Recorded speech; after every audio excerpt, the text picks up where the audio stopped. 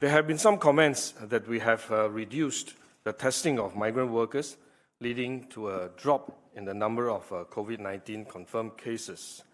Let me say that this is not true. Our testing capacity for migrant workers is about 3,000 a day.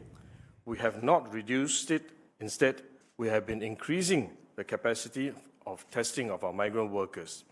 The rate of testing has not slowed down. A total of 21,000 migrant workers living in dormitories have been tested since the start of the outbreak. This means that 1 in 15 migrant workers in dormitories have been tested. First, for us to diagnose patients so that we can provide them with appropriate treatment and care. Secondly, for us to carry out contact tracing so that we can limit and control the spread. And third, through testing, we carry out surveillance to allow us to focus on high-risk groups and targeted groups, which I'll explain later.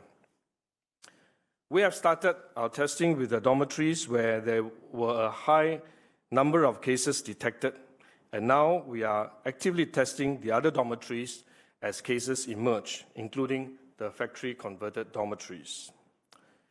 With this testing approach to determine the extent of infection in the dormitories, the case count from the dormitories will depend to a large extent whether there is a high prevalence rate in these dormitories. But every positive test is added to our daily count. Some of the migrant workers continue to work as they are essential workers.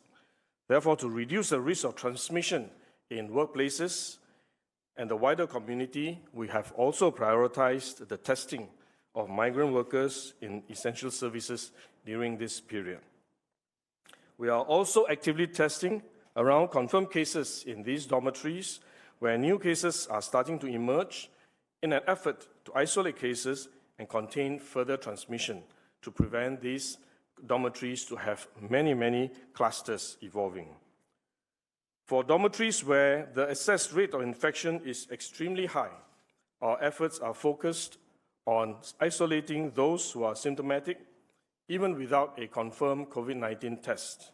This allows us to quickly provide medical care to these patients.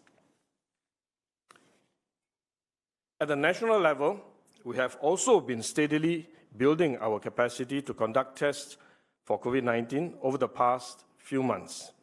Compared to conducting an average of 2,900 cases a test previously, we are now able to conduct more than 8,000 tests per day, and we will continue to expand our capacity.